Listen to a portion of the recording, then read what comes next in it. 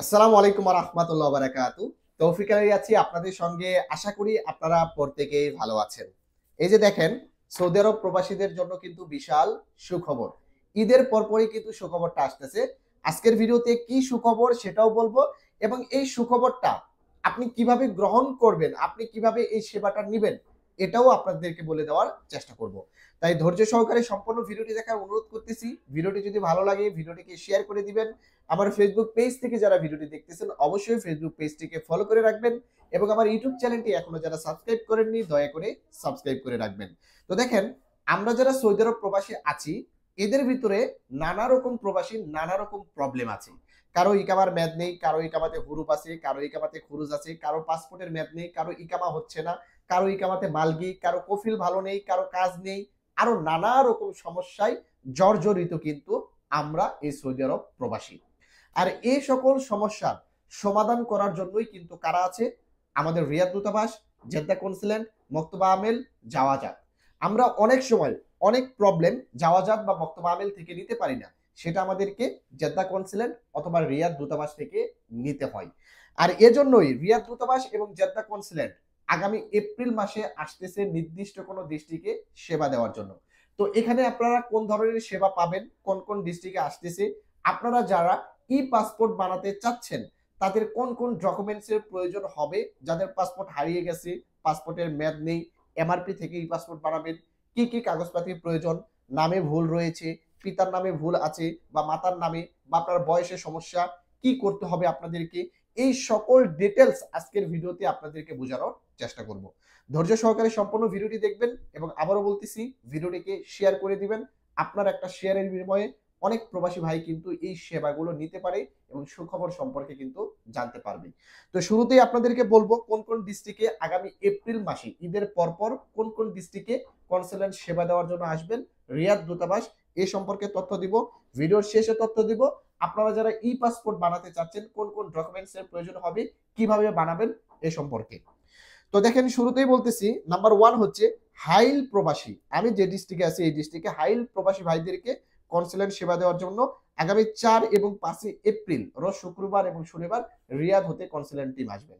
যারা এই হাইল প্রবাসী আছেন, যদি আপনি ই পাসপোর্ট বানাতে চান, আপনি বুঝতে পারতেছেন না কিভাবে অনলাইনে আবেদন করবেন, কি কি পেপারস রেডি করতে হবে, এগুলো আপনি বুঝতে পারতেছেন না, এক্ষেত্রে আমাদের বক্তব্যে এসে সরাসরি অল্প খরচে আপনারা আবেদন প্রক্রিয়াটা কিন্তু শেষ করতে পারবেন। আপনাদের যে ফাইলটা রেডি করে দিলে আপনারা রিয়াদ দূতাবাসে যাওয়ার পর কোনো প্রকার ঝামেলা নেই, অর্থাৎ কনসুলেট সেবার ওখানে যাওয়ার পর আপনাদের আর কোনো প্রকার ঝামেলা হবে না। সিরিয়ালে দাঁড়াবেন, পেপারস গুলো ডিপোজিট করবেন, টাকা দিবেন, আপনাদের ই পাসপোর্টের জন্য আবেদন করা হয়ে যাবে। আমরা সকল ফাইল প্রসেসিং করে আপনাকে দিব। যারা হাইল ডিস্ট্রিক্টের ভিতরে আছেন এরা আমাদের সঙ্গে যোগাযোগ করতে পারেন, অথবা অন্যান্য ডিস্ট্রিক্ট থেকেও যদি এই সেবাটা নিতে চান আপনাদেরকে আবেদন করে অনলাইনে আবেদন পেপার আপনাদেরকে হোয়াটসঅ্যাপে পিডিএফ করে আমরা দিয়ে দিতে পারবো এবং কি কি কাগজ লাগবে এটা একটা ফাইল রেডি করে দিতে পারবো, আপনারাও আমাদের সঙ্গে যোগাযোগ করতে পারেন। এবং দ্বিতীয়ত, দাম্মাম প্রবাসী ভাইদেরকে কনসুলেট সেবা দেওয়ার জন্য রিয়াদ হতে আগামী 11 এবং 12 এপ্রিল রোজ শুক্রবার এবং শনিবার কনসুলেট টিম আসবেন সেবা দিতে। আপনারা যারা দাম্মাম আছেন তৈরি থাকবেন। আর প্রবাসী ভাইদেরকে কনসুলেট সেবা দিতে আসবেন 18 এবং 19 এপ্রিল। আল খারিজ প্রবাসী ভাইদেরকে কনসুলেট সেবা দেওয়ার জন্য আগামী 18 এবং 19 তারিখ কনসুলেট টিম আসবেন। এবং নাম্বার 5 হচ্ছে জুবাইল প্রবাসী ভাইদেরকে কনসুলেট সেবা দেওয়ার জন্য রিয়াদ হতে কনসুলেট টিম আসবেন আগামী 25 এবং 26 এপ্রিল রোজ শুক্রবার এবং শনিবার।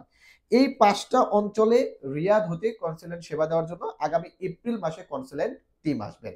এবং এখানে আরো একটা কথা বলে রাখি, এই সকল টোরের স্থান এবং তারিখ হয়তোবা পরিবর্তন হতে পারে, যদি কোনো জটিলতা থাকে পরিবর্তন হয় তাহলে অবশ্যই আবার বিজ্ঞপ্তি আকারে প্রকাশ করা হবে। এখন আপনারা যারা এই সকল স্থান থেকে ই পাসপোর্টের জন্য আবেদন করতে চাচ্ছেন, আপনারা যদি না জেনে না বুঝে হঠাৎ করে সেখানে চলে যান তাহলে কিন্তু আপনারা নানা রকম প্রবলেম ফেস করতে পারেন। আর সেই প্রবলেমগুলো সমাধানের জন্য আপনাদেরকে বলে দিচ্ছি কি কি ডকুমেন্টসের প্রয়োজন হবে, যে সকল ডকুমেন্টস নিয়ে গেলে আপনারা সেখান থেকে ফিরে আসবেন না, ফিঙ্গার টিঙ্গার দিয়ে ছবি টবি তুলে আপনারা ই পাসপোর্টের জন্য আবেদন করেই আসতে পারবেন। তো আমি আপনাদেরকে সেই ডকুমেন্ট সম্পর্কে তথ্য দিচ্ছি। নাম্বার 1 হচ্ছে আপনাদেরকে ই পাসপোর্টের জন্য অনলাইনে আবেদন করতে হবে এবং সেই আবেদন ফর্মটাকে প্রিন্ট আউট করে রাখতে হবে। এবং আপনারা কয় তারিখে ফিঙ্গার দিতে যাবেন এইটার এবং কত রিয়াল আপনাদেরকে ডিপোজিট করতে হবে বা কত রিয়াল কনসালটেন্ট টিমকে দিতে হবে, এটার একটা রসিদ পাবেন অনলাইনে, সেই রসিদটাও প্রিন্ট আউট করতে হবে। এবং আপনার পাসপোর্টের ফটোকপি করতে হবে, আপনার ইকামার ফটোকপি করতে হবে।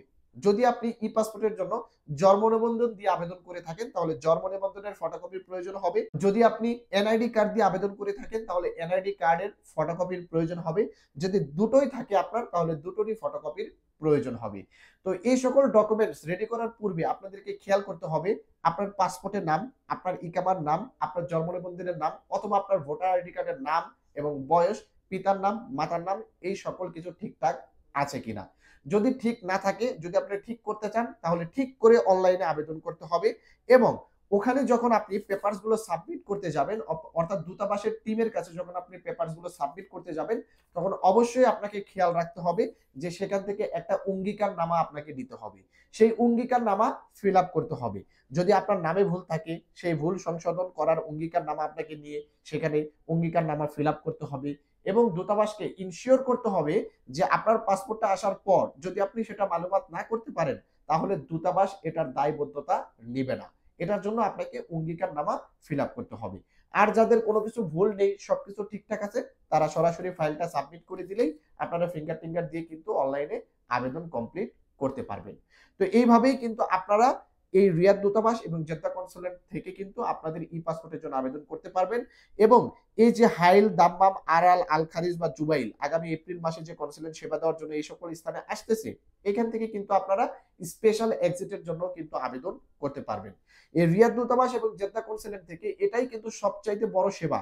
আপনি স্পেশাল এক্সিটের জন্য আবেদন করতে পারতেছেন এবং ই পাসপোর্টের জন্য আবেদন করতে পারতেছেন। বর্তমানে এই দুটাই কিন্তু সবচাইতে বড় সেবা। তাই যারাই আছেন ভিডিওটিকে শেয়ার করে দিবেন, কারণ আপনার একটা শেয়ারের বিনিময়ে অনেক প্রবাসী ভাই কিন্তু এই সকল স্থান থেকে তাদের কনসালটেন্ট সেবা কিন্তু নিতে পারবে। ভালো থাকবেন, সুস্থ থাকবেন। আসসালামু আলাইকুম।